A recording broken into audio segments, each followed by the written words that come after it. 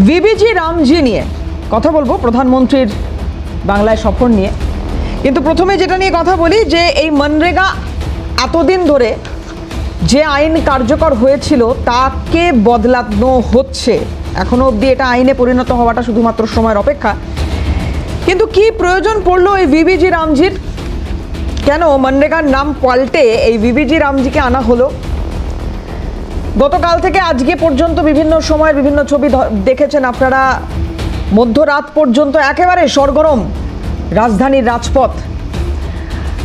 তারপরে একাধিক ক্রিয়া প্রতিক্রিয়া ইত্যাদি সেগুলো দেখিয়েছি আপনাদের। একটু আজকে অনুষ্ঠান শুরু করার আগে একটু আপনাদের এটা বলার চেষ্টা করব যে লোকসভায় এবং রাজ্যসভায় একদিকে তো ইতিমধ্যেই ভিবিজি রামজি বিল পাশ হয়ে গিয়েছে, কিন্তু আইনের পরিণত হওয়ার অপেক্ষা, যতক্ষণ না রাষ্ট্রপতি সই করছেন। কিন্তু কেন্দ্রের তরফ থেকে যেটা বলা হচ্ছে যে 2047 সাল, আর এই সালের আগে বিকশিত ভারতের এক অন্যরকম ছবি তুলে ধরবে এই আইন। কার সুবিধা হবে, কোথায় অসুবিধে, কেন বিরোধীদের আপত্তি, কেন সরকার বলছে এটাকে বিলে পরিণত করে দ্রুত লাগু করার কথা, ডেফিনেটলি সেটা নিয়ে তর্ক বা বিতর্কের জায়গা রয়েছে। কিন্তু একটু জানিয়ে রাখি যে এই বিল ঠিক কি রয়েছে এই বিলে এবং কেন নতুন এই বিল সরকার আনছে। সরকারের তরফ থেকে যেরকমটা বলা হচ্ছে বা যে দাবিগুলো করা হচ্ছে, মানে আমি যদি কেন্দ্রের বক্তব্যকে সামনে রাখি তাহলে বলা হচ্ছে যে গ্রামীণ ভারতের বাস্তবতা বদলেছে। গ্রামীণ ভারতের বাস্তবতা বদলেছে। ডিজিটাল পরিকাঠামো, ব্যাংকিং পরিষেবা, রাস্তা এবং সংযোগ ব্যবস্থা উন্নত হয়েছে ডেফিনেটলি। তাই শুধু মজুরি ভিত্তিক কাজ নয়, গ্রামীণ কর্মসংস্থানকে দীর্ঘমেয়াদী উন্নয়ন, পরিকাঠামো এবং জীবিকার সঙ্গে যুক্ত করাই নতুন আইনের উদ্দেশ্য। এই বিল, আমি আবার বলছি, এখনও সেটা যেহেতু স্বাক্ষরের অপেক্ষা রাষ্ট্রপতির, ফলে এইভাবে আইন বলতে পারছি না। কিন্তু এই বিল অনুযায়ী প্রতিটি আর্থিক বছরে গ্রামীণ পরিবারে প্রাপ্তবয়স্ক সদস্যরা স্বেচ্ছায় অদক্ষ শারীরিক শ্রমে অংশ নিতে চাইলে তাদের জন্য 125 দিনের মজুরি ভিত্তিক কর্মসংস্থানের নিশ্চয়তা দেওয়া রয়েছে, যা আগের 100 দিনের অধিকারকে বাড়িয়ে আয়ের নিরাপত্তা জোরদার করে।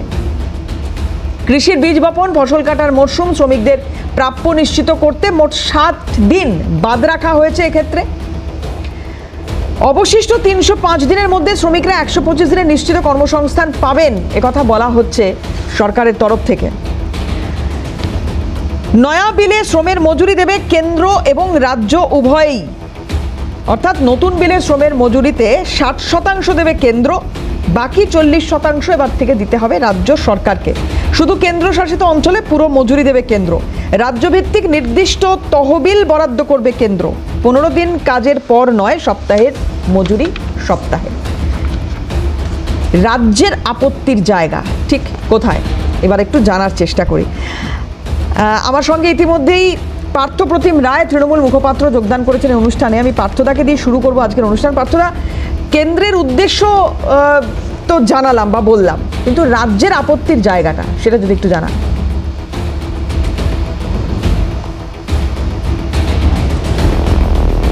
দেখুন, 100 দিনের কাজ আমরাকে যেটা মনরেগা বলছি, সেটা মহাত্মা গান্ধীর নামাঙ্কিত আমাদের জাতির জনক। নাম বদল করে তারা কি বোঝাতে চাইছে এটা আমরা বুঝছি না। আগামী দিনে হয়তো বলবে জাতির জনকের মহাত্মা গান্ধীর জায়গায় অন্য কেউ জাতির জনক হবে, এদিকে এগোচ্ছে। এবং রবীন্দ্রনাথ যেহেতু গান্ধীজিকে মহাত্মা আখ্যায়িত করেছেন, তাই বাংলাকে যেন তেন প্রকারে হেয় করতে হবে, তাই জন্যই পরিবর্তন হতে পারে। আর সব থেকে বড় যেটা দিক, যে এই 100 দিনের আইন যেভাবে একসময় পার্লামেন্টে পাস হয়েছিল, আইনে রূপান্তরিত হয়েছিল, এবং তার যে বিষয়গুলো ছিল সেখানে কেন্দ্রীয় সরকার রাজ্য সরকারের রেশিও কিন্তু এত ছিল না। অর্থাৎ 40% ম্যাচিং গ্রান্ট ছিল না, সেটা 25%, 10%-এর মতো ছিল। স্বভাবতই এতটা যদি রাজ্য সরকারকে বহন করতে হয়, তাহলে রাজ্য সরকার নিজস্বভাবেই এ ধরনের কাজের প্রকল্প চালু করবে, কেন্দ্রের মুখাপেক্ষী কেন হতে যাবে? তো যেভাবে তারা যত রকম বিষয়গুলো সংযোজিত করবার চেষ্টা করছে, আইনে প্রভিশন আনবার চেষ্টা করছে বিলে, সেখানে পিরিয়ডিক্যালি শ্রমিকদের ট্রেনিং এর অপশনের ব্যাপার রয়েছে, আরো অন্যান্য যে বিষয়গুলো রয়েছে। আসলে কাজ করানোটা উদ্দেশ্য নয়, তারা শুধুমাত্র এই আইনকে সামনে রেখে রাজ্যগুলোকে বঞ্চনা করবার একটা কৌশল সেখানে বাতলেছে, যাতে করে আগামী দিনে যে কোনো কারণে হোক টাকাটা বন্ধ করে রাখা যায় বা দিতে না হয়। কারণ যতগুলো প্রভিশন আনা হয়েছে এই বিলে, সঙ্গত কারণে কেউ 125 দিন বা কাজের প্রপারলি করার মতো জায়গায় থাকবে না। কারণ শ্রমিকদের নিয়ে কতগুলো ক্রাইটেরিয়া সেখানে ম্যাচ করানো হচ্ছে, সেই ক্রাইটেরিয়াগুলো যদি কেউ ফুলফিল করতে না পারে তাহলে সেই কাজ করতে পারবে না। তাদেরকে এত দিন অন্তর অন্তর শ্রম দপ্তরে অর্থাৎ কেন্দ্রীয় শ্রম মন্ত্রকের কাছে ডেটা পাঠাতে হবে, তাদেরকে ট্রেনিং দেওয়ানো হলো কিনা, তাদের অন্যান্য বিষয়গুলো করানো হয়েছে কিনা, সবগুলো তাদেরকে জানাতে হবে। এই যে বিষয়, এটা কিন্তু অত্যন্ত ভাবে কাজের প্রতি মানুষকে বঞ্চনা করা হবে। এবং যে রেশিওটা বলা হচ্ছে 40% রাজ্য সরকারকে মজুরির ক্ষেত্রে দেওয়া হবে, এটাও কিন্তু একটা বড় বার্ডেন রাজ্য সরকারগুলোর পক্ষে। কারণ অনেক রাজ্য অর্থনৈতিকভাবে যেভাবে খানিকটা কোণঠাসা হয়ে আছে জিএসটি হওয়ার পর থেকে, তাদের পক্ষে আদতেও কতটা 40% এর এই রেশিওটা মেনটেন করা সম্ভব হবে সেই ব্যাপারেও কিন্তু আমরা কেন্দ্রের উদ্দেশ্যের কথা আমি আরো একবার এখানে পার্থদা আনতে চাইবো। সেটা হচ্ছে যেটা কেন্দ্রের তরফ থেকে বলা হচ্ছে যে শুধু মজুরি ভিত্তিক কাজ নয়, গ্রামীণ কর্মসংস্থানকে দীর্ঘমেয়াদী উন্নয়নে রূপান্তরিত করা, পরিকাঠামো এবং জীবিকার সঙ্গে যুক্ত করা। নতুন আইনের উদ্দেশ্য ডিজিটাল পরিকাঠামো, ব্যাংকিং পরিষেবা, রাস্তা ও সংযোগ ব্যবস্থার উন্নতি হয়েছে, কিন্তু মজুরি ভিত্তিক কাজ নয়, যেগুলো আমি বললাম এগুলোই হচ্ছে নতুন আইনের উদ্দেশ্য। তাহলে এই উদ্দেশ্য যেটা কেন্দ্রের তরফ থেকে দাবি করা হচ্ছে, যদি এইটাই উদ্দেশ্য হয়ে থাকে তাহলে সেটা তো বিকশিত ভারত কে আরো এক ধাপ এগিয়ে নিয়ে যাওয়ার জন্যই করা বলে ধরে নিতে হবে। সেগুলো শুনতে খুব ভালো লাগছে,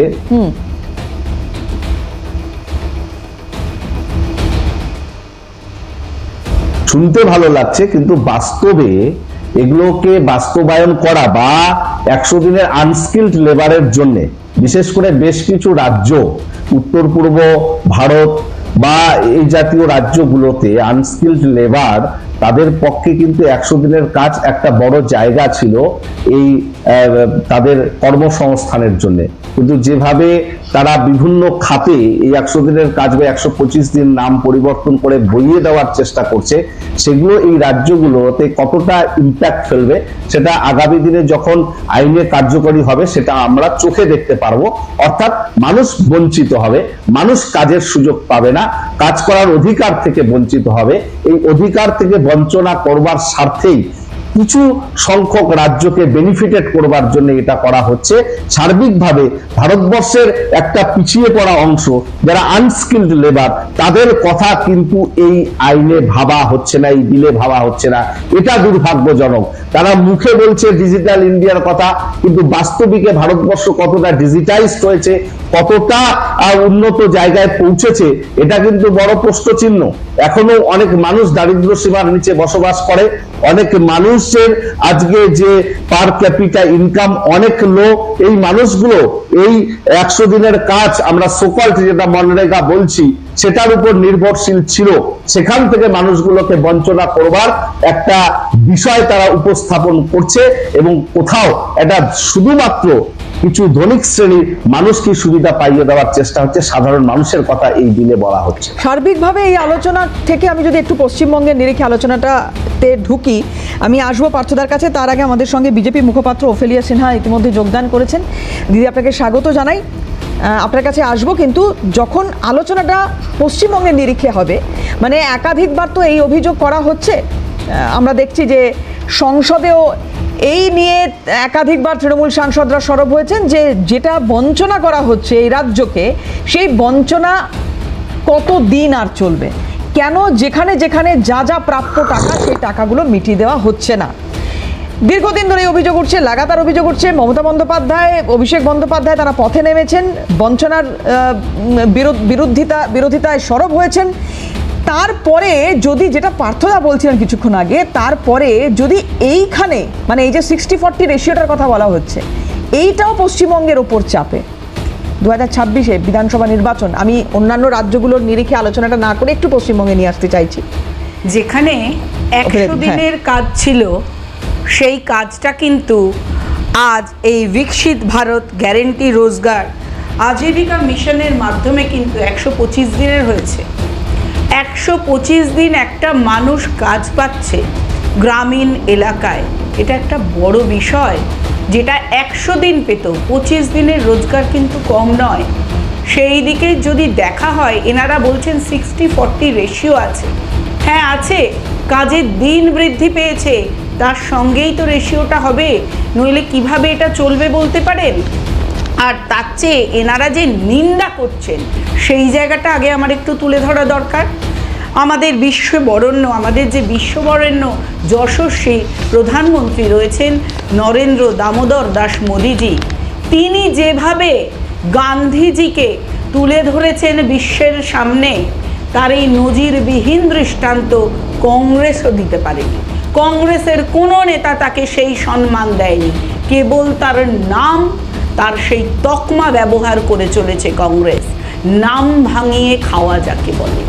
কিন্তু প্রকৃত অর্থে গান্ধীজিকে, তার দর্শনকে, তার মনস্তত্ত্বকে যদি কেউ সম্পূর্ণভাবে সাদরে গ্রহণ করে থাকেন এবং সম্মান দিয়ে থাকেন, বিশ্বের দরবারে পৌঁছে দিচ্ছেন যিনি বর্তমানে, তিনিই হচ্ছেন আমাদের প্রধানমন্ত্রী। কারণ মনে করিয়ে দিই, 2014 সালের 2রা অক্টোবর আমাদের যে স্বচ্ছ ভারত মিশন, লোগোটা মনে আছে কি আপনাদের? একটা চশমা, ওটা কার চশমা? গান্ধীজির দৃষ্টিতে বিশ্ববাসীকে দেখিয়ে দিয়েছেন ভারতবর্ষের উৎকর্ষতা, ভারতের যে ঐতিহ্য, চিন্তা, তার মননশীলতা, তার যে ইতিহাসকে সম্মান দেওয়া, সেইটা তিনি দেখিয়েছেন। জীবনাদর্শের তার দৃষ্টিতে কিভাবে স্বচ্ছতা আনা যায়, কারণ তার চিন্তা ভাবনা ছিল স্বচ্ছতার সঙ্গে। তিনি ছিলেন সবার জন্য দরদি, মানব দরদি, এবং তিনি জীবনশৈলীতে বিশ্বাস করতেন। তার সেই 5টি নীতির ওপরে নির্ভর করেই কিন্তু প্রধানমন্ত্রীজি স্বচ্ছ ভারত যোজনা শুরু করেছিলেন। সেটাও কিন্তু সবরমতীতে গিয়ে তিনি প্রথম উদ্বোধন করেছেন। সবরমতীতে তিনি যখন গিয়েছিলেন, কেবল 2014 নয়, আরেকটু মনে করিয়ে দিই, 12 মার্চ, এটা হচ্ছে 2021-এর কথা না বললেই নয়, আজাদি কা অমৃত মহোৎসব। আজাদি কা অমৃত মহোৎসব আমরা সবাই দেখেছি। এইটাও কিন্তু তিনি সেই সবরমতীতে গিয়ে করেছিলেন। কাকে সম্মান জানাচ্ছেন? প্রতিনিয়ত যার নাম, কৃষ্টি, ঐতিহ্য সারা বিশ্ববাসীর কাছে যিনি তুলে ধরছেন, তিনি আমাদের যশস্বী প্রধানমন্ত্রী। তাহলে আপনি বলছেন দিদি, ভারতীয় জনতা পার্টি, দোলা সেনের এই ঘর ঘর স্বদেশী খাদি, আমি বলবো, আমি না আগে শুনতে হবে দিদি, ম্যাডাম, মহাত্মাকে দ্বিতীয়বার হত্যা করা হলো, একদম পরিষ্কার বলছেন দোলা সেন। আপনার বলতে সুবিধা হবে, একবার শোনাবো দোলা সেন কি বলছেন দেখুন। একাধিক বিরোধিতা এসছে, তৃণমূল সাংসদরা করছেন, কংগ্রেসের সাংসদরা করছেন, কিন্তু দোলা সেনের এই বক্তব্যটা এখানে দিদি যখন এতগুলো কথা বলছেনই, তখন একটু না শোনালে নয়। কি বলছেন? দ্বিতীয়বার হত্যা করা হলো মহাত্মা গান্ধীকে, দেখুন। বিলও আমাদের 8 জনকে সদন থেকে সাসপেন্ড করে তারপর পুরো বিপক্ষকে বাদ দিয়ে ওরা পাস করে নিয়েছিল 2020-তে, কিন্তু 2023-এ গিয়ে সেই ফার্ম বিল রিভোক করতে হয়েছিল ক্ষমা চেয়ে মোদীবাবুকে। কৃষকরা এমন লড়াই লড়েছিল, এক্ষেত্রেও তাই কৃষক ক্ষেতমজুর বর্গাদাররা এমন লড়াই লড়বে। মোদীবাবুরা যতই গায়ের জোরে এমজি এনআরইজিকে বদলে ভিপজি রামজি বিল গায়ের জোরে এরা পাশ করছে এখনো ভেতরে। আমরা সব অপোজিশন একসাথে এর প্রতিবাদে ওয়াকআউট করেছি, প্রতিবাদ জানিয়েছি ওয়েলে নেমে। ওরা আমাদের কোনো কথা শোনেনি এবং সম্পূর্ণ অগণতান্ত্রিকভাবে আমরা শুধু বলেছিলাম এই আলোচনা তোমরা সিলেক্ট কমিটিতে নিয়ে যাও, একটু সময় নাও, এত বড় একটা গুরুত্বপূর্ণ বিষয় 5 ঘন্টার নোটিশে করো না। আজ শেষ রাতে তোমরা র্যাপ আপ করবে, আর কাল ভোরবেলা গরিব মানুষ ঘুম থেকে উঠে দেখবে তাদের কাছে আর কোনো কাজ নেই। 3 সপ্তাহ অপেক্ষা করে লাস্ট মিনিটে এইভাবে স্বৈরতন্ত্র, এটাকে আমরা ধিক্কার জানাই। দোলা সেন বলছেন নাথুরাম গডসে মহাত্মা গান্ধীকে হত্যা করেছিল, 18 ডিসেম্বর 2025-এ মহাত্মা গান্ধীকে ফের হত্যা করা হলো। মহাত্মা গান্ধীর নাম যে কেউ বাদ দিতে পারে এ কথা আমরা কল্পনাই করিনি। আসলে এদের তো কোনো পূর্বসূরীদের স্বাধীনতা সংগ্রামে থাকার অভিজ্ঞতা নেই, স্বাধীনতা সংগ্রাম সম্পর্কে, দেশ সম্পর্কে, সংবিধান সম্পর্কে কোনো শ্রদ্ধাও নেই। এদের তো পূর্বসূরী একজন হচ্ছেন নাথুরাম গডসে, যিনি জাতির জনক মহাত্মা গান্ধীকে হত্যা করেছিলেন। তো মহাত্মা গান্ধী 1948-এর 30শে জানুয়ারির পর দ্বিতীয়বার কাল 18 ডিসেম্বর 2025 হত্যা হলেন। দ্বিতীয়বার হত্যা হলো মহাত্মা গান্ধী। দিদি, কার মুখে এ কথা শুনছি আমরা? যিনি 25-75-এর ভাগের কথা বলেন। কারা জওহর রোজগার যোজনার নামটা বদলে দিয়েছিলেন? বিজেপি তো বদলাতে চায়নি। জওহরলাল নেহেরুর নামের পাশে কি গান্ধী পরিবারের একটা তকমা ছিল না? এটাই ধরে নিতে হবে। তাই গান্ধী পরিবারের তকমা ছিল না বলে কি জওহর রোজগার যোজনার বদলে কিন্তু এই মনরেগা? তাহলে উনারা নাম পরিবর্তন করলে তখন কান্নাকাটি হয় না, কাগজ ছোড়া হয় না, রাত জাগা হয় না, ধর্ণা হয় না। যত হয় ভারতীয় জনতা পার্টির জনহিতকর কাজের জন্য হয়। কারণ এই বিলটা পরিবর্তন আনা হয়েছে, এটা জনগণের জন্য, সাধারণ গরিব মানুষের জন্য। আর দুটো কথা আমি বলবো এই বিষয়ে।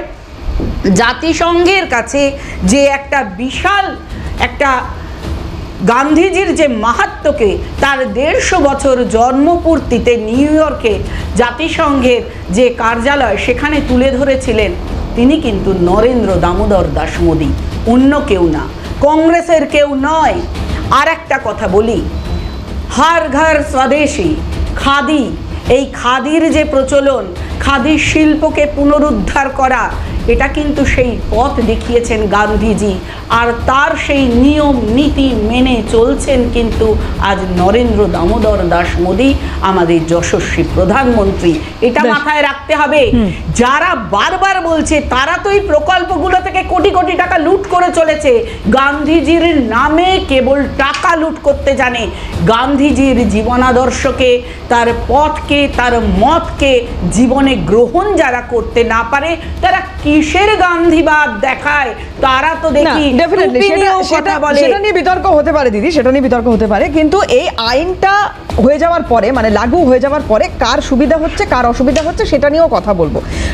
একটু পরিচয় করে দিই, আমার দুজন নতুন অতিথি ইতিমধ্যে যোগদান করেছেন আলোচনার টেবিলে। যারা রয়েছেন এই মুহূর্তে, শুভাশিস ভট্টাচার্য, কংগ্রেস মুখপাত্র, এবং সিপিএম নেতা গৌরব মজুমদার। দুজনকেই স্বাগত জানাবো। শুভাশিস দা, যে অংশটুকু আপনি আসেননি, কিছুটা শুনলেন দিদির কাছে, তার আগে একটা কথা উনি বলছেন যে গান্ধীজিকে প্রকৃত সম্মান যিনি করেছেন তিনি হচ্ছেন নরেন্দ্র দামোদর দাস মোদী। কংগ্রেস বোঝেনি, সারা জীবন খালি নাম ভাঙিয়ে খেয়েছে। এবং এই মুহূর্তে আমরা যে এইগুলো নিয়ে কথা বলছি বা বিতর্কর যে একটা বাতাবরণ তৈরি হয়েছে, যে রবীন্দ্রনাথ যাকে মহাত্মা বলে ডাকলেন, আজকে বাঙালিকে অসম্মান করা হলো, ইত্যাদি ইত্যাদি, এটার আদতে কোনো বেস নেই। কীভাবে দেখছেন? আমি যতটুকু ওনার কথা থেকে শুনলাম, আমার মনে হয় না উনি অরিজিনালি বিজেপির লোক, এবং বিজেপিতে মনে হয় এসছেন অন্য কোনো দল থেকে, আমার যতটুকু মনে হলো। নাহলে পরে না জেনে হোমওয়ার্ক না করে এসছেন। প্রথম কথা হলো, এই মনরেগাকে যখন প্রথম আনা হলো কংগ্রেস গভর্নমেন্ট, ইউপিএ 1 আনলেও তখন কিনা আমাদের এখন যিনি প্রধানমন্ত্রী তখন তিনি বলেছিলেন যে ভারতবর্ষের মানুষকে গাড্ডা খোঁড়ার কাজ দিয়েছে, হাতে কাজ দিতে পারেনি, ছি। এই জঘন্য কাজগুলো ভারতবাসীকে দিয়ে করাচ্ছে। তারপরে সেটাকে ক্যারি ফরওয়ার্ড করতে হয়েছে, আজকে নাম বদলাতে হয়েছে। ভারতবর্ষের বুকে কী নাম বদলেছে, কোন অসুবিধাকে আঘাত করেছে? পশ্চিমবাংলার বুকে নেতাজি পোর্টকে নাম বদলে দিয়ে শ্যামাপ্রসাদ পোর্ট করেছে এই বিজেপি গভর্নমেন্ট। তারপর নীতি আয়োগ, যেটা নেতাজি সুভাষচন্দ্রের দেওয়া নাম, যেটা প্ল্যানিং কমিশন ছিল সেটাকে নীতি আয়োগ করেছে। নাম বদলানো ছাড়া কি করেছে বলুন তো বিজেপির গভর্নমেন্ট? কোনো নতুন প্রজেক্ট, কোনো নতুন জিনিস বানিয়েছে? ভারতবর্ষের বুকে কংগ্রেস যা করে গেছে সেগুলোই করছেন। আর গান্ধীজি সম্মান বিজেপি দিচ্ছে। প্রজ্ঞা সাধ্বী, যিনি কিনা গান্ধীজির ছবিতে প্রতিকৃতিতে গুলি করছেন, হ্যাঁ, দেখাচ্ছে গান্ধীজিকে দ্বিতীয়বার করে মারা হচ্ছে, উনি আনন্দ পাচ্ছেন। এবং ওনার যে পূর্বসূরি, RSS গান্ধী মৃত্যুর পর মিষ্টি বিলিয়েছে জনে জনে, ওগুলো উনি জানেন। আর প্রজ্ঞা সাধ্বীকে আবার এই ঘটনার পর নরেন্দ্র মোদী একবারের জন্য তাকে তিরস্কার করেননি, বরঞ্চ দ্বিতীয়বারের জন্য এমপিসিতে দাঁড় করিয়েছিলেন।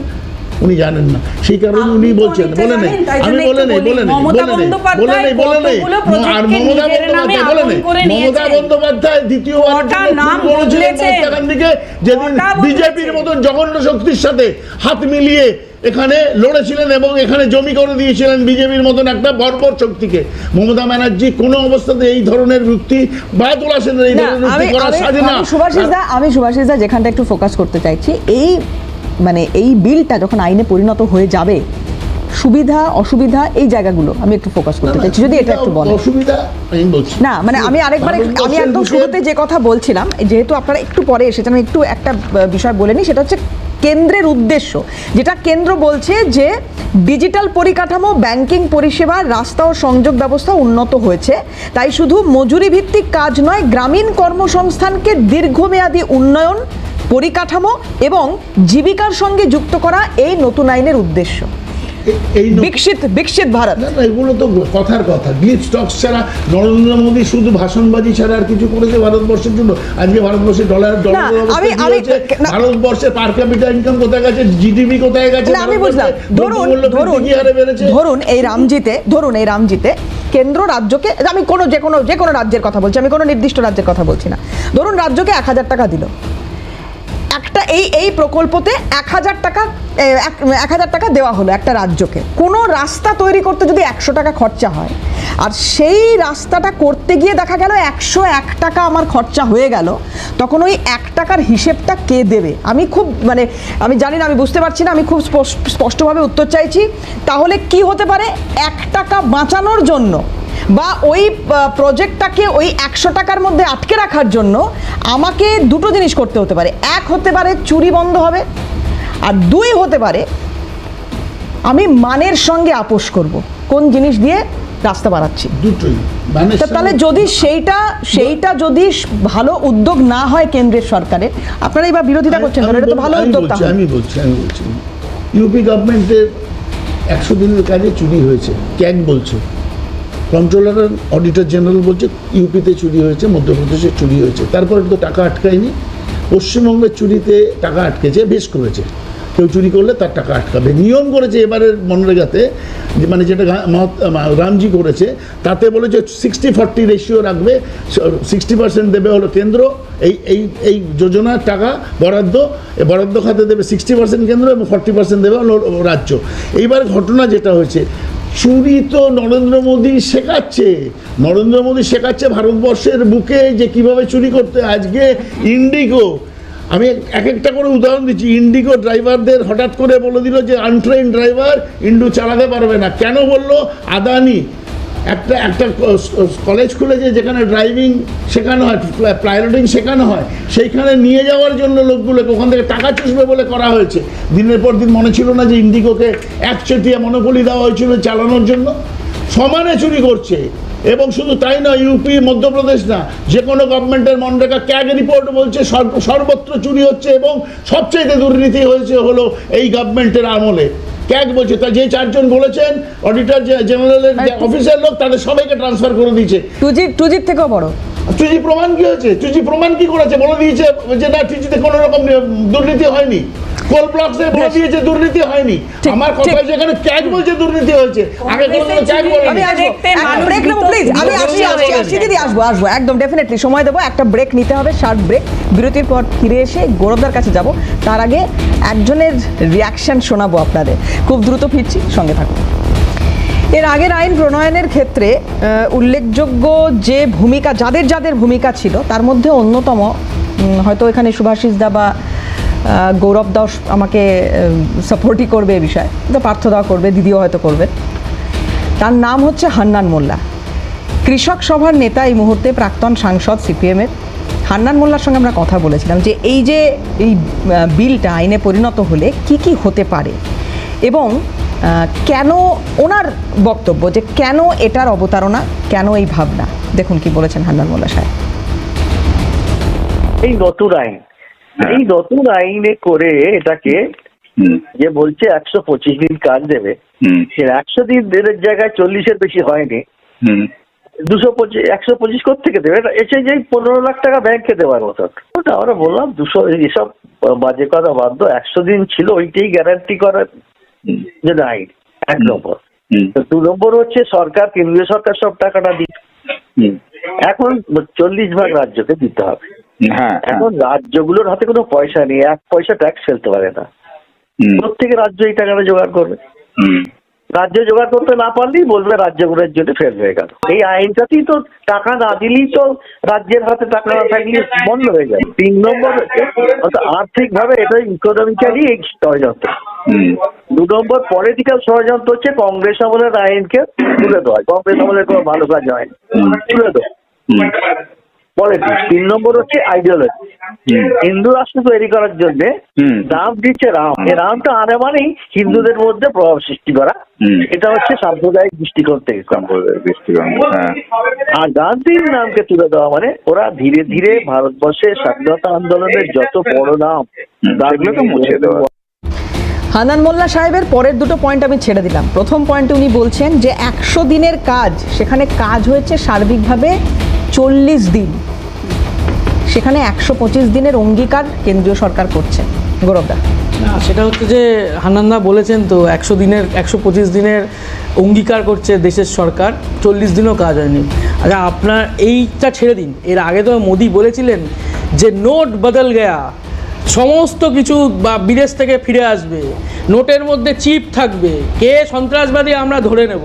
তারপরেও তো আমরা পহেলগাঁও দেখেছি, সন্ত্রাসবাদ তো আটকাতে পারেননি। নোট তো বদলে গেছে, কালো টাকা কি দেশে ফিরেছে?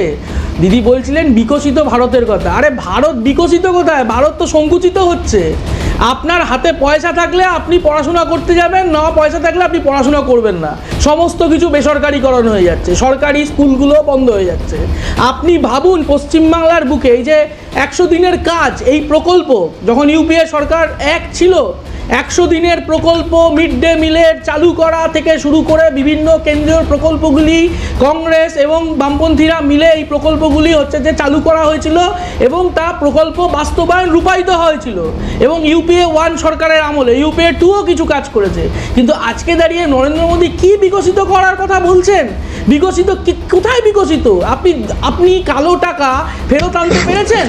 আপনি দেশে নতুন করে রাষ্ট্রায়ত্ত সংস্থা তৈরি করতে পেরেছেন? যা তৈরি হয়েছিল নেহরুর আমলে, যা তৈরি হয়েছিল ইন্দিরা গান্ধীর আমলে, যা তৈরি হয়েছিল তারপরে মনমোহন সিং কিছু কাজ করেছিলেন সেই সময়, তারপরে আমাদের দেশ জুড়ে রাষ্ট্রায়ত্ত সংস্থাগুলি নরেন্দ্র মোদীর আমলে বেসরকারীকরণ করে দেওয়া হচ্ছে।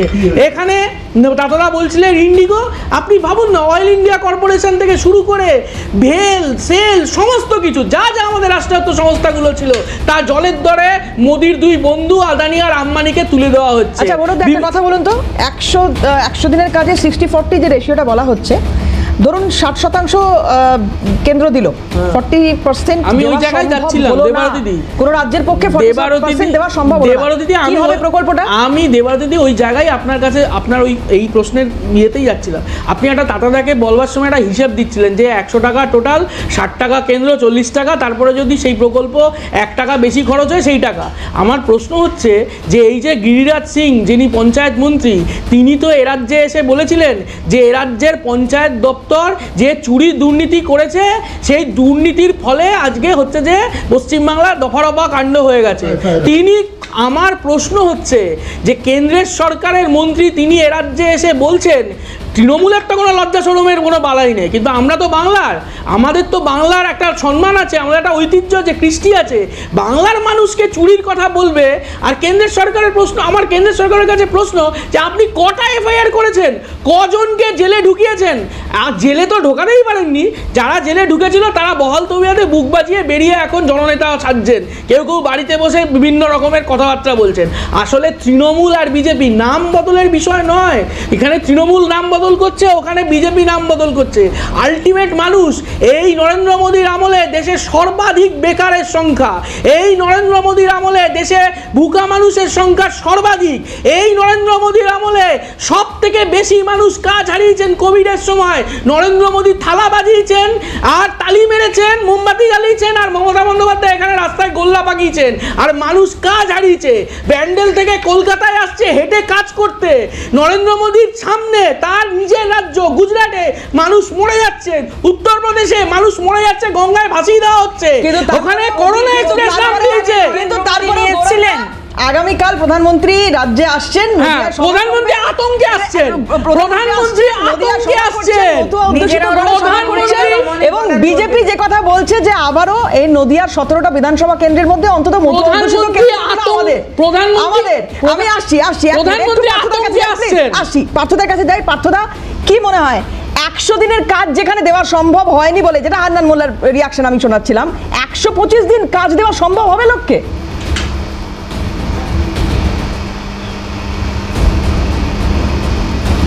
দেখুন, আমি তো আগেই বলেছি এই 60-40% রেশিও দিয়ে রাজ্যের উপর যে চাপ সৃষ্টি করা হচ্ছে, এটা কৌশলে এই আইন যদি পাস হয়ে যায় তাহলে কার্যক্ষেত্রে মানুষ কোনো কাজ পাবে না। আর একটা বিষয়, এই বিলে যে প্রভিশনটা দেওয়া আছে সেটা ফেডারেল স্ট্রাকচার বিরোধী, অর্থাৎ রাজ্যের চাহিদা অনুযায়ী রাজ্য কাজ করতে পারবে না, কেন্দ্রের বলে দেওয়া নির্দিষ্ট কাজ রাজ্যকে করতে হবে, অথচ 40% রেশিও টাকা দিতে হবে রাজ্যকে, অথচ রাজ্যের কোনো সে থাকবে না।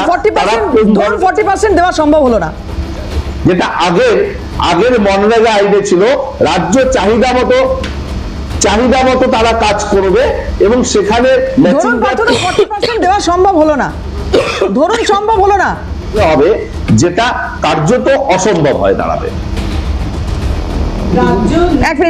সম্ভব হলো না মানেই তারা বলে দেবে যে রাজ্য সহযোগিতা করছে না বলে এই, তার মানে ওই প্রজেক্টটা শাটডাউন, তার মানে ওই প্রজেক্টটা শাটডাউন হচ্ছে না, রাজ্যের ঘাড়ে দোষ চাপিয়ে কেন্দ্র সেফ হাত তুলে নেবে। বেশ দিদি আসবো। রাজ্যের হাতে পুরো কাজের দায়ভার তো এতদিন ছাড়া ছিল, তারা বারংবার শুধু রাস্তার দেওয়ালে গ্রিলে নীল সাদা রং করিয়েছেন, প্রকৃত যে সাস্টেনেবল ডেভেলপমেন্ট সেদিকে তো হাত দেয়নি। কেবল 100 দিনের কাজে আমরা দেখেছি বিউটিফিকেশন হয়েছে, যেটা জনহিতকর কাজ। দিদি, রাস্তার মালদায় আপনাদের সাংসদ আছেন খগেন মুর্মু, তিনি এতদিনকার সাংসদ। আপনি বলুন, গঙ্গা ভাঙনের জন্য খগেন মুর্মু কতবার সংসদের অভ্যন্তরে মানুষের কথা বলেছেন, বিড়ি শ্রমিকদের যে আয় প্রত্যেক দিন আপনাদের এত সাংসদ আছেন, এতবার বলেছেন, আপনি বলতে পারবেন আপনার দার্জিলিংয়ের সাংসদ তিনি উত্তরবঙ্গের উন্নতির জন্য কি কাজ করেছেন? আপনারা বলুন মানুষের কাছে, আসলে বলতে পারবেন না, উঁচু গলায় চিৎকার করে কোনো লাভ নেই। আপনারা নেই, আমার আছে, আপনারা নেই, আপনি এখন সেই গ্রামের রাজ্য একটু একে একে শুনি প্লিজ। দরকার নেই, চিৎকার করবে, আরো তলিয়ে যাবে। আপনারা এখন ইন্ডি জোটের দিদি সুন্দরী জোট, আর এখানে ভারতীয় জনতা পার্টি। আরে কে কার তিনটি চটকাচ্ছে সেটা দেখেই বোঝা যাচ্ছে রাজ্য বিজেপিকে শোনা যাচ্ছে। আচ্ছা, আমি একটা ব্রেক নিই, একটু ঠান্ডা করতে হবে সবাইকে, একটা ব্রেক নিই, খুব দ্রুত বিরতির পর ফিরে আসছি, সঙ্গে থাকুন। খুব বেশি সময় বাকি নেই ওই আলোচনার, খুব ছোট ছোট করে প্রত্যেকের কাছে যাব। দিদি একদম আনইন্টারাপ্টেড প্লিজ। হ্যাঁ দিদি বলুন। দেখুন, এত কথা তো বলছেন এনারা, ইন্ডি জোট টোট অনেক কিছু করেছেন, মোদি আসছেন, এনারা ভয় পেয়ে গেলেন। এরা তো সবাই জোট সঙ্গী, ভয় তো একসঙ্গেই পাবেন। এরা মোদিজিকে সত্যিই ভয় পান। মোদিজি আসছে, মানুষের ঢল নামবে, ওই ঢলটা এনারা চোখে দেখতে পাবেন না। এখন থেকেই ভয়ে ভীত, যে নিজে ভয় পায় সে অন্যকে বলে ভয় পাচ্ছি। আর এনাদের কোথা থেকে খুঁজে খুঁজে একটা জি রামজি বার করে নিয়েছেন। আরো ভালো কথা, রাম নামে কার ভয় আসে জানেন? ভূতেদের। তাহলে এই ভূত কারা? এটা সাধারণ জনগণ যারা পশ্চিমবঙ্গবাসী তারা 2026 একেবারে বুঝিয়ে দেবে। আমি বলছি নরেন্দ্র মোদী আসছেন, একটু আগে গৌরবদা বলছিলেন যে ভয়ে ভয়ে আতঙ্কে আসছেন। এই যে ছবিগুলো আমরা দেখছি, এটা তো দারুণ ছবি, কি সুন্দর করে সাজানো হচ্ছে মঞ্চটা। ভয় কার গৌরবদা? একটু আমি আসবো দিদি, একটু শুনে নি গৌরবদার কাছে। আমি ভয় নরেন্দ্র মোদী? কিসের ভয়? কিসের ভয় মানে ওই যে নাগরিকত্ব, শান্তনু ঠাকুর 2024-এর লোকসভার নিরিখে 92টা বিধানসভা আসনে এগিয়ে আরে গেছে আপনি BJP। 2024 তো ছেড়ে দিন, এখন তো 2025 সালের ডিসেম্বর মাসের আজকে 19 তারিখ, আর 11 দিন পর বছর শেষ। 24 আপনি কেন ভাবছেন? আপনি 25 সালের আজকে ভাবুন। কি ওই সব ভেবে ওই যে নাগরিকত্ব, ওই যে বলেছে না যে নাগরিকত্ব দিয়ে দেবো কার্ড টার্ড বিলি করে। আর এখন তো মানুষ শান্তনু ঠাকুরকে খুঁজে বেড়াচ্ছে যে তুমি কোথায় ভাই, এসো, কোথায় নাগরিকত্ব, কি ব্যাপার? আমার ভোট নিয়ে তুমি নির্বাচিত হয়ে মন্ত্রী হয়ে বড় বড় গাড়ি চড়ছো, আর আমাকে বলছো আমার নাগরিকত্ব দেখতে চাইছো? তুমি বেটা কোন নাগরিক? কোথাকার নাগরিক তুমি? আজকে দাঁড়িয়ে নরেন্দ্র মোদী আতঙ্কিত, তার জন্য তাহেরপুরে এসছে। আপনি এর আগে নামের বদল বলছিলেন, তাহেরপুরের মধ্যে একটি মুসলমান বন্ধ আছে, ওইখানে ওই নামটা বদল করে দিতে পারে। মুসলমান বন্ধ, ওই জন্য আজকে বাংলাদেশে যা হচ্ছে আপনি রেডি থাকুন। নরেন্দ্র মোদী বাড়িয়ে দিয়েছিলেন, পশ্চিমবঙ্গের মানুষ ওনাদের বুঝিয়ে দেবে। সুভাষিসদার কাছে আসি। কৃষ্ণনগরে মমতা বন্দ্যোপাধ্যায়, রানাঘাটে প্রধানমন্ত্রী মোদী। বলুন। বিজেপির বক্তার যে কথাটা ছিল যে মোদিজিকে আমরা ভয় পাচ্ছি না, আমরা মোদিজিকে ভয় পাচ্ছি না। মোদিজি ভয় পাচ্ছে বলে ইলেকশন কমিশনকে তার সাথে নিয়েছে, তার ফ্রন্টাল অর্গানাইজেশন করেছে। আমরা যাকে ভয় পাই সেটা হলো জ্ঞানেশ কুমারকে, যে একদম নেমে গেছে মোদিকে জেতাতে। মূল কথা হলো একটা জিনিস বলি, একটা ডাইকোটমির মধ্যে সবচাইতে বেশি বিজেপিরা আছে এই মতুয়াদের নিয়ে। মতুয়াদের এখনও নাগরিকত্ব দেওয়া হয়নি, নাগরিকত্ব দেওয়া হবে, সিএ আইন আসবে। যতবার ভোট এসছে ততবার এই কথাগুলো শুনেছি এবং ক্লিশে হয়ে গেছে এই কথাগুলো। তারপর আলটিমেটলি কী হলো, মতুয়ারা এখন চিল্লাচ্ছে, মিছিল করছে যে আমাদের নাগরিকত্ব এখনও দেওয়া হলো না কেন? নরেন্দ্র মোদী জবাব দেয় সেই মতুয়ারাই, এবং তাদের কাছে যাচ্ছে যাতে মতুয়ারা, যেহেতু এখানে অনেকগুলো সিটে ডিসাইসিভ ফ্যাক্টর, সেহেতু এদের অ্যাপিসমেন্টের জন্য। আসলে তা না, আসলে নরেন্দ্র মোদী মূল কথাটা একটু বলি, সেটা হলো নরেন্দ্র মোদী ছেড়ে দিন। নরেন্দ্র মোদী এর আগেও এসছে, খুব একটা ফলের তফাৎ হয়নি। যেটা মূল কথা, যেটা নিয়ে আমাদের আলোচ্য বিষয় ছিল, পশ্চিমবাংলার ধার হলো, ঋণ হলো 5 লক্ষ কোটি, ভারতবর্ষের ঋণ হলো প্রায় 200 লক্ষ কোটি টাকার মতো। সুতরাং দুটোই ঋণগ্রস্ত, একটা ভারতবর্ষ ঋণগ্রস্ত আর একটা আমার স্টেট। এই যে 100 দিনের কাজটা যদি 40% পশ্চিমবঙ্গ রাজ্যকে দিতে বলে, তাহলে কাজটার দিন কমে যাবে। আলটিমেটলি যে মানুষগুলো গ্রামীণ মানে গ্রামীণ মানুষগুলো যে টাকায় রোজগার করতো, সে অর্থনীতিতে চাপ পড়বে এবং গ্রামীণ অর্থনৈতিক ব্যবস্থার মধ্যে একটা সংকট তৈরি হবে। যেহেতু এইটা দিয়েই তাদের সংসার চলছে, যেহেতু কাজ নেই, নরেন্দ্র মোদীর সময় কাজ নেই এবং সবচেয়ে বেকারত্ব বেশি, কাজ হারিয়েছে, যেটা গৌরব বলছিল, কাজ হারিয়েছে বহু মানুষ, ফলে জিডিপি এবং পার ক্যাপিটা ইনকাম কমেছে। একটু সিরিয়াস হওয়া উচিত বিজেপির বক্তাদের, চিল্লামিল্লি নয়। সত্যি সত্যি আপনি ভাবুন তো, আমি শুনেছি আপনি পড়ান কোনো একটা জায়গায়, আপনার মনে হয় না যে যেভাবে ভারতবর্ষটা চলছে সেভাবে ভারতবর্ষটা চলা উচিত না? মনমোহন সিংয়ের মতন মানুষকে সরিয়ে মোদীকে যখন মানুষ বেছে নেয়, তখন তো আকাল আসবে, দুর্ভিক্ষ আসবে, অবক্ষয় আসবে, এটাই স্বাভাবিক। কারণ একটা মানুষ যে পৃথিবীর জানতে চাইবো, তাহলে ওই মানুষগুলোকে আপনি কাঠগড়ায় দাঁড় করাচ্ছেন যারা ভোট দিদি একটু শুনি। হ্যাঁ, খুব ছোট করে কিন্তু মানুষ এই যে ঠাকুরের সামনে প্রদীপ জ্বালায় না বড় করে, পোকারা জানে যে গিয়ে মরবে, কিন্তু খেয়ে যায় ওই আগুনের দিকে। মানুষ ভেবেছিল মনমোহন সিংকে সরিয়ে মোদী যেসব কথা বলছেন সেগুলো সত্যি বাস্তবায়ন হবে, বাস্তবায়িত হলে আমরা ভালো থাকবো। কিন্তু আলটিমেটলি এখন বুঝে গেছে, মোদী নিজে বুঝেছেন যে আমার আর জেতার জায়গা নেই কোথাও, সারা ভারতবর্ষে কোথাও। ফলে ইলেকশন কমিশনকে কাজে বেশ। পার্থদার কাছে একটু আসবো। পার্থদা, খুব ছোট করে একটু জানতে চাইবো, মতুয়া আতঙ্কে প্রধানমন্ত্রী মতুয়া গড় বাঁচছেন সবার জন্য।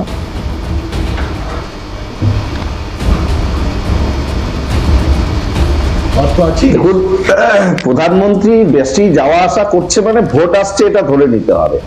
এবং মতুয়াগড়ে তিনি আসছেন। সম্প্রতি যে ডিমিশন লিস্ট পাবলিকেশন হয়েছে নির্বাচন কমিশন করেছেন, এবং যাদেরকে এই নির্বাচন কমিশন হিয়ারিং এ ডাকবে, সংখ্যাটা কাদের আপনি যদি একটু পরিসংখ্যান দেখবেন, মতুয়া মানুষ, রাজবংশী সমাজের মানুষ, এসটি, আদিবাসী, প্রান্তিক মানুষদের নাম সব থেকে বাদ গিয়েছে, এবং তাদেরকে শুনানিতে বেশি ডাকা হচ্ছে।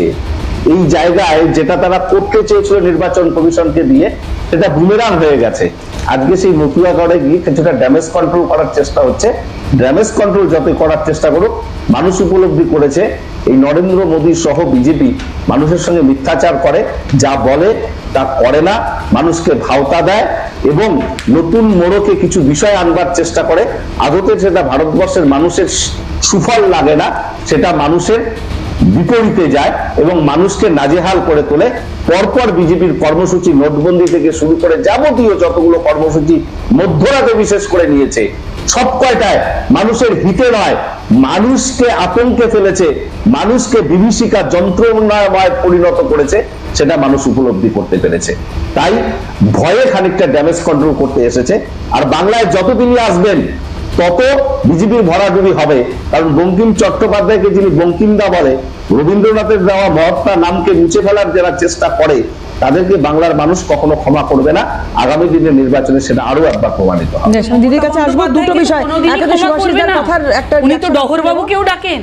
সুভাষিসদার কথার রিয়াকশন নেব। গ্রামীণ অর্থনীতি বিপন্ন এক, আর দ্বিতীয় হচ্ছে এই সভা প্রধানমন্ত্রী। বলুন দিদি। হ্যাঁ, সুভাষিসদা বললেন একটু আগে যে গ্রামীণ অর্থনীতি বিপন্ন। গ্রামীণ অর্থনীতির উন্নয়ন, সার্বিক উন্নয়ন করতে গেলে যে কাজটা আসল হওয়া প্রয়োজন, এই 125 দিনের কাজের ইমপ্লিমেন্টেশনটা তো করতে হবে।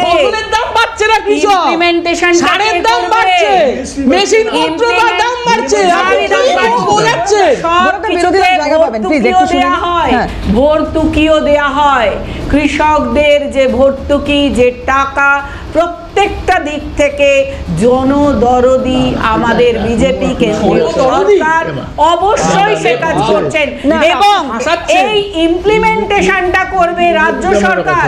সেই জায়গায় কোনো না কোনো খামতি রয়ে যাচ্ছে, কারণ সেখানে দিনের পর দিন টাকা লুট হচ্ছে, কাজ হচ্ছে না, মরা মানুষের নামেও তাদের জব কার্ড খোলা হচ্ছে।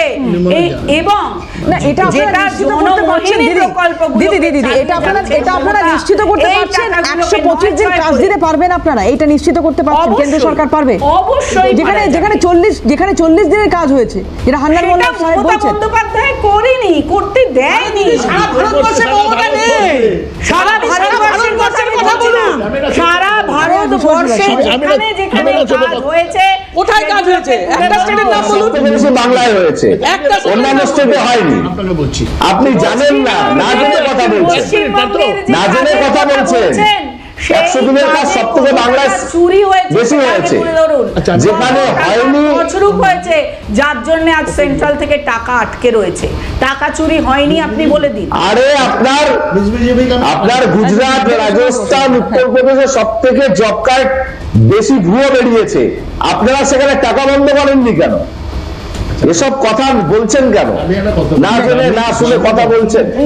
বাংলায় সব থেকে বেশি হয়েছিল, অথচ এখানে সব থেকে আগে কাজ বন্ধ করে দেওয়া হয়েছে।